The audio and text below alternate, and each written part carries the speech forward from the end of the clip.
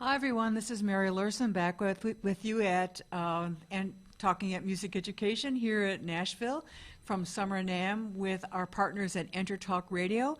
Please join us here for this Facebook Live that's also available via NAMM Foundation. It's been a bit of a long day at the Summer NAMM show, so forgive me, I'm bumbling a little bit to start. And I'm also a little bit awestruck because I'm here with the iconic a cappella jazz ensemble, not a cappella all the time, but jazz ensemble, jazz vocal ensemble, the Manhattan Transfer.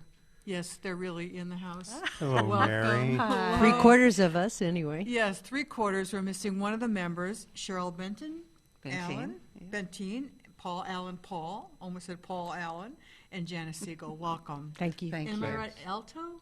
Nope, No, soprano. Alto here. Alto, Tenor. and our bass is missing. Our too. bass is... Tris Curlis, yeah. Yes.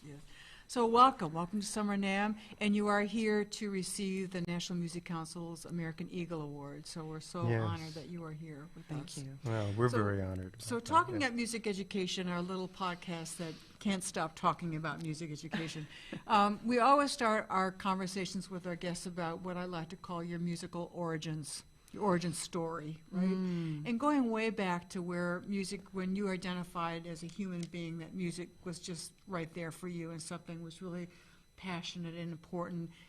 Teachers, home, family, we just would love to hear it because what we care about here is that music education is something available to every child. And we know sometimes a story, especially from how many Grammys? 10 at least? 10. 10. 10. 1 year there was 2 in 1 year. That was a good year. It was a very good year. Someone should use that in a song, right? But, you know, that it means so much when we know that a life that has achieved this in music also started maybe in the same place that every child can start if they have music. So who would like to start with CB, why don't you start? Well, I don't talk about this very often, and it's really, like you said, it is the root of who I am, you know, as a singer, as a musician, as a person. My father was a Dixieland jazz clarinet player. So at a very early age, you know, that music was in the house. They were rehearsing all the time. And it just kind of osmosis-wise just went into my bones. I mean, I think I came in, you know, snapping on 2 and 4. I always say that. I came into the world. And so I sang. When I was about 14, I started singing with him. But school-wise, you know, I came from a very small town, Mount Vernon, Washington, which really didn't have any outside, you know, music programs at all. They had a choir. They had musicals. I did the musicals. I didn't do the choirs, interestingly enough. So when I met my partners, it was the first time I'd sung with other voices. But I had a piano teacher when I was in first grade, and like the first 6 years of my of school, Mrs. King, and she was like 80, you know, and I went to her every week. And I don't ever mention her, but she, of course, that's a big part of who I am. You know, I took piano lessons. You learned the basics, you Yes. learned the elements, you could read. Right? Yes, I can read, and it was routine, and it was something that was just a part of me that I did over and over and over. So even when it isn't in the schools, you know, I took private lessons. My mother, I was lucky enough that my mother just pulled me out of school every Friday and drove me to the next town, and I took piano So lessons. family has a big influence, the availability. Very big. And I think doing these musical performances should not be under, I remember in high school I did them. Yeah, You yeah. know, it was a big show, Yes, right? You yes. couldn't, you know, you might as well be on Broadway the way you felt doing them, right? I felt like I was. Right. And how about you, Al? I'll go right down the line, your musical origins. It's kind of a long story. My grandfather was a cantor, and my mother was also a singer, so there was always music in my house. And when I started singing when I was about 6, when I was 9, I started taking lessons in New York with a man named Charlie Lowe, who had a school for kids. A lot of the professional kids that were in the city, you would study dance and you would study personality with him.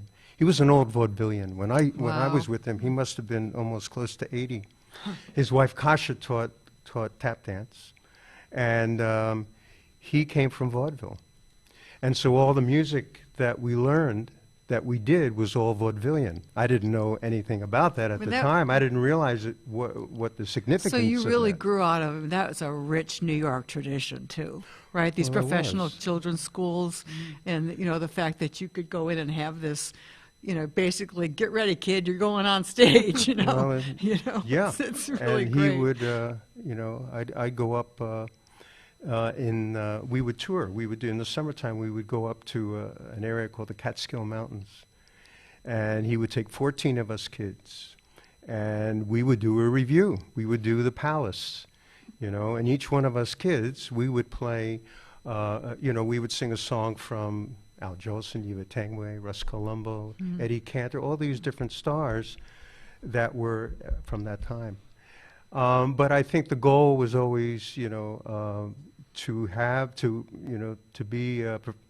get into the business. And then when I was 12, I got into Only the 12. I All of was this in before the- he was 12. Yeah, right. I was in the original Broadway cast of Oliver. Oh, wow. And then I did a bunch of other shows, and I was a young actor in New York. And absolutely, without a question, I think the biggest influence for me was the Boys Club from Newark, because I grew up in Newark, New Jersey. And they were, I think, my biggest supporters. They gave me a scholarship for music so that I could study, because my family really didn't have the money. And supported me all the way through college. Isn't that wonderful? It's wonderful. So, it's I just mean, to wonderful. family, community, school. Absolutely. Right? I mean, the fact that you were surrounded by nurturing people. Absolutely. There's another name for the Catskills too. And we Borscht The Borscht Well, Bells. Borscht- I live in Westchester County, Oh, okay. so right, right. I mean, there's another. Yeah. Back in the heyday, where in the summer it was where all the artists were, and all the headliners were, and all the singers, and Yeah. the comedians, and The right? strippers. It was guess there was a little amazing. bit It of- was oh, yeah. amazing Late show. training ground for me Yeah. as a performer, But just talking in general, I know we're going to skip and you want to get to jazz, but just in terms of music, the importance of music, so many. The fight is that a lot of educators, a lot of people don't understand the importance of music, of how important it is to the development of a child, and their life, But we'll get to that later, I'm Well, sure. and yes, and that fight is the fight. It's been the fight of my life, and also the fight of this great organization. To really, we want every child to have the opportunity.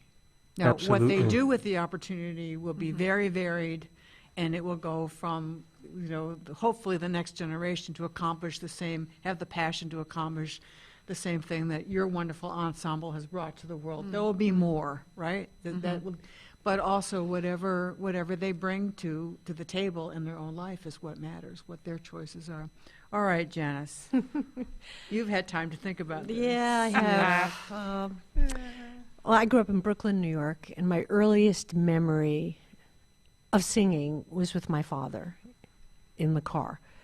He would croon, he would sing like Bing Crosby, and I would sing harmony with him, not knowing what it was, really, just something natural. But really the turning point, again, was family. My aunt gave me a guitar, an acoustic guitar, which is why I looked so lovingly and longingly at the guitar, because I don't play it anymore.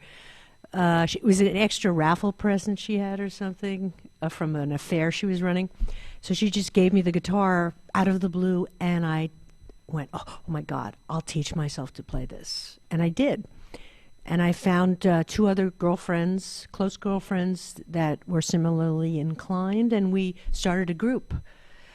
And we were 12 years old, and we somehow got a manager from the local high school. We were still in 8th grade at this point, and he took us to a producer named Richard Perry in the city, big city. Dynamite Productions had just opened up, and Richard Perry, who went on to produce legendary acts, including the Manhattan Transfer, he was just starting out in the business then. And we got a record deal. We recorded singles, and Back in the wonderful little 45 days, right? I mean, live with the orchestra. So my first experience really was recording, and we performed all through high school, and we played guitar and sang folk music and original music.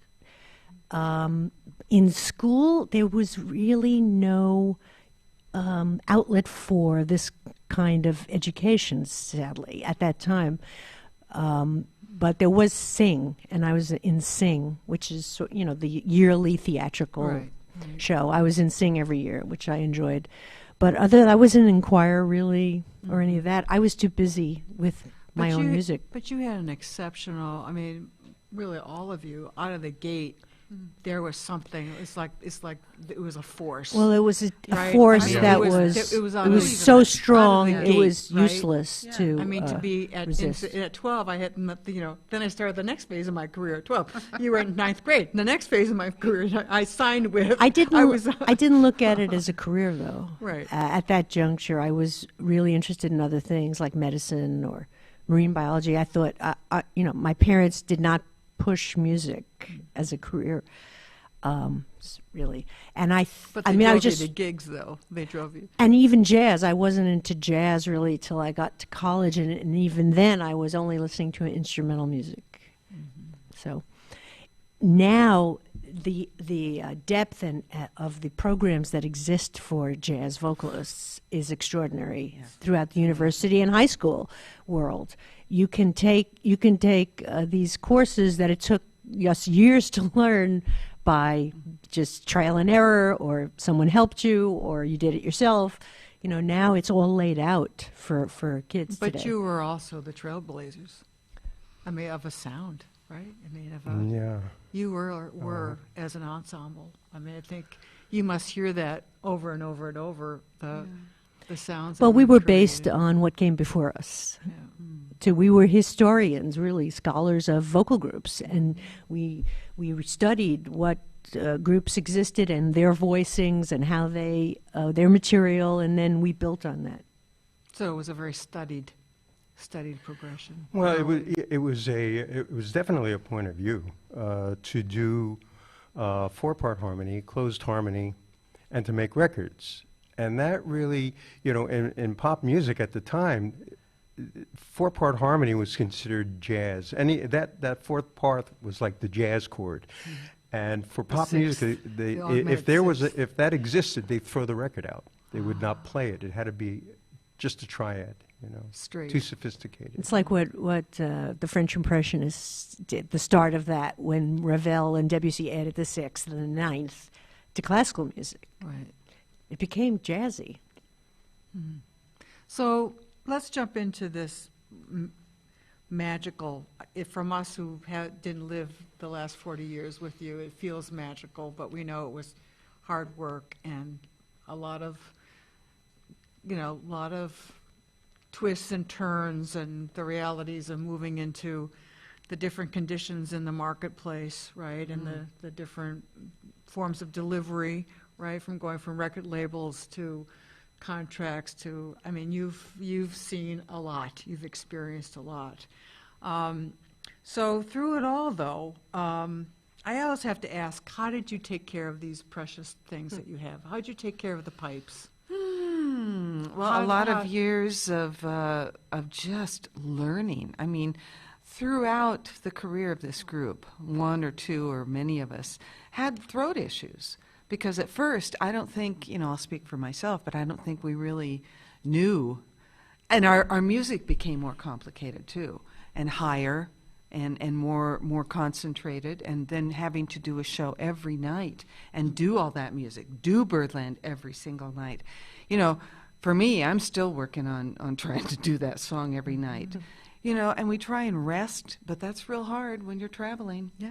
It's really, people go, oh, God, he's so lucky you get to travel and sing for a living. And we go, yeah, But it's hard work. You know, it's hard work to keep this.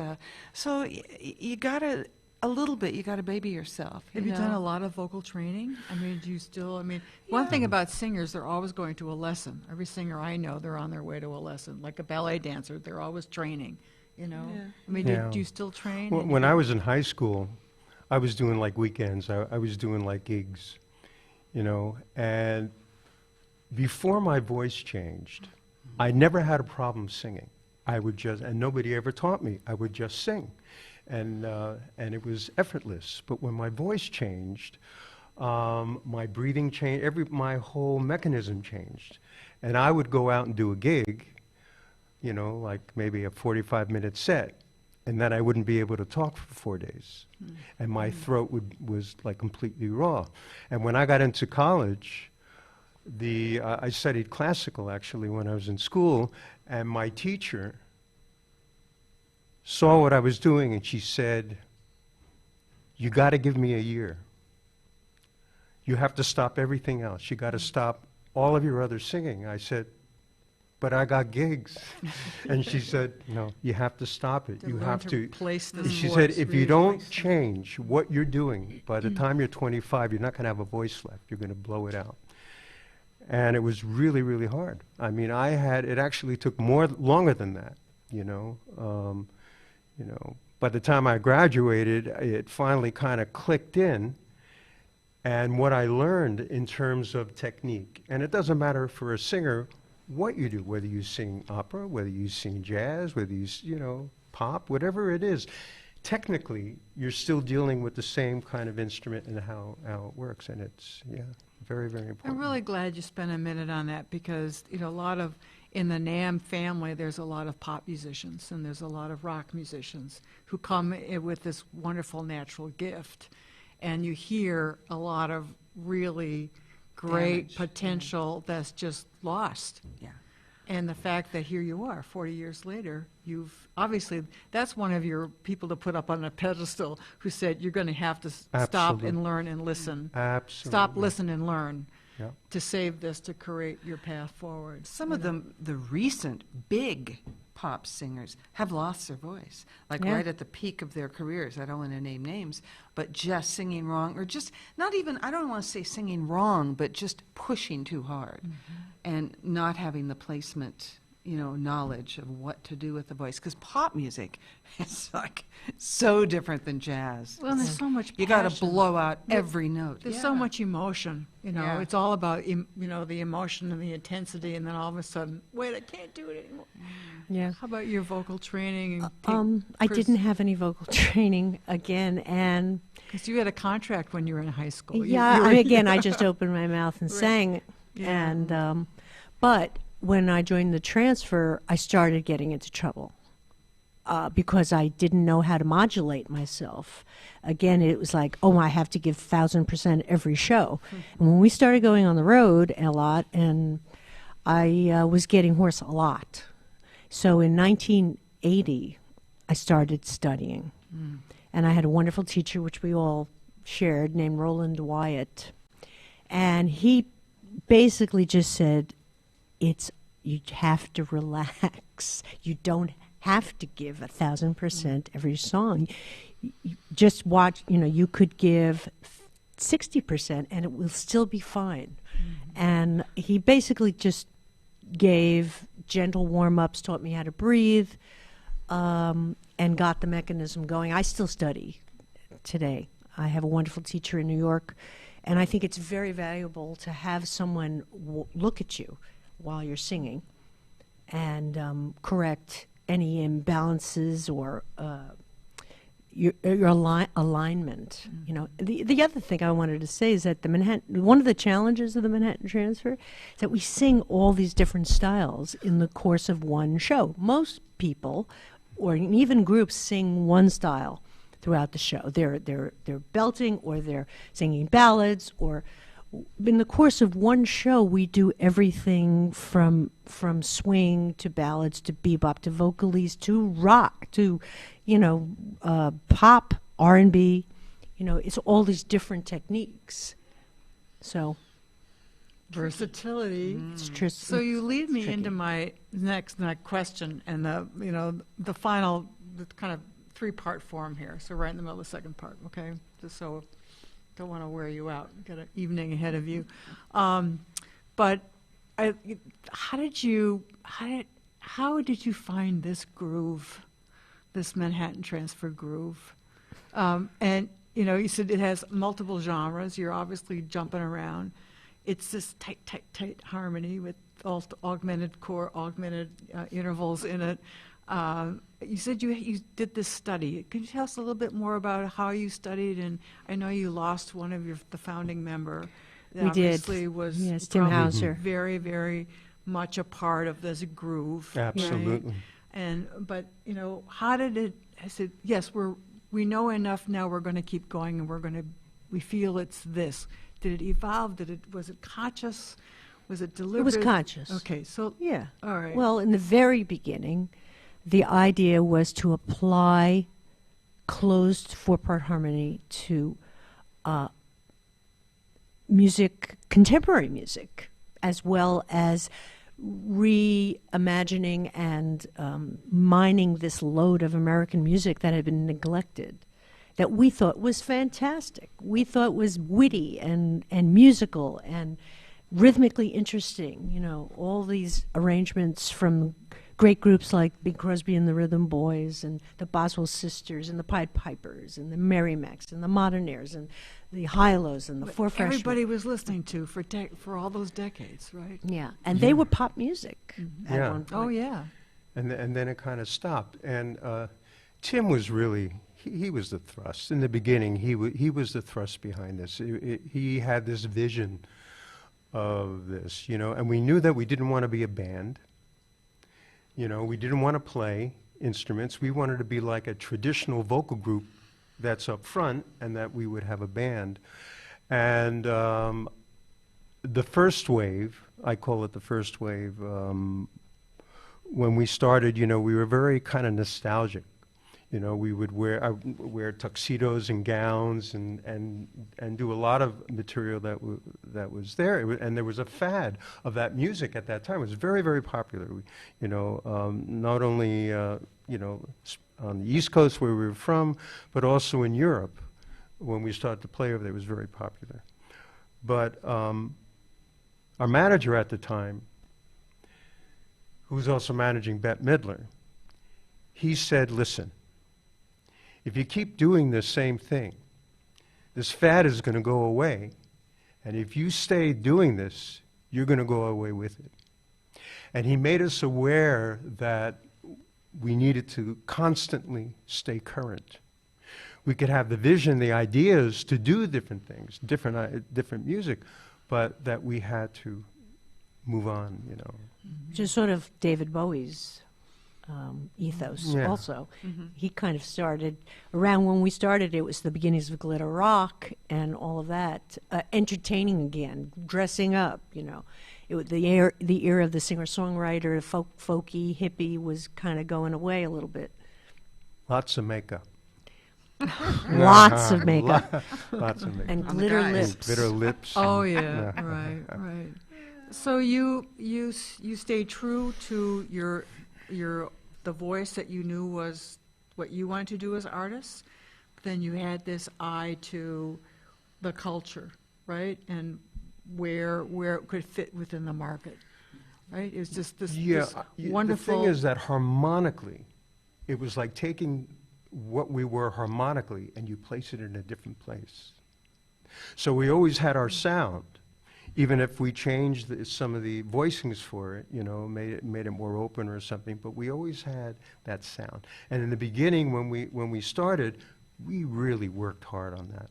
We rehearsed every single day. Every day we rehearsed, to really, look at the phrasing, look at our tone, look at the vibratos. Basically, make our voices one. Well, this is the art of teaching other people to sing harmony. You can't just hand them the music and say, sing your part. You have to teach them first. Simply shape your vowels together. Listen You know, there's an art to the harmony singer. It's consistency. You know, it's not like being in a solo singer at all. Well, these are words to music teachers' ears that they will love hearing. They're trying to tell their students this every day. You know, the greatest force you have as a singer is your ear, right? That's right. Listening. and- That's right. It's definitely a different art because, for example, when you look at like Broadway singers, for example, it's really, if you were to have 4 singers that have been trained kind of with the idea of doing a Broadway show, when they would sing harmony, you know, they wouldn't blend. They wouldn't be really listening to each other. It's just a different thing. So you have, what I saw was a massive touring schedule. Massive. Massive. Really? I better Yeah. pack now. I don't think you've ever unpacked. No, I always have a suitcase next to the I back mean, door. to look at that tour Yeah. and in your international Yeah. reputation and your, what obviously is pulling audiences that are pulling on you Yeah, that's from great. everywhere. So this is no like slowing down business here. Am I right? I mean, so the question is, touring is its own business, right? yeah. I mean, it's its own, in that, what is next sort of creatively? I mean, is there, oh, we have to still be able to find time, or what do we want to do if, oh, I really do want to do that wordless version of Eric Satie on the, going how'd up you in an know he wants to elevator, do- going up elevator in a, see, I knew we'd get them to sing. I know, right? Yeah, that's what we Yeah. want to do. Right? I Well, mean- we have a new record out. We have a new CD. All right, where can we So, find it? well, you Come can on. find it in all of your local, internet places of business. Right. You know, the usual. The usual. But to answer your question, we are working. Okay, you make a record.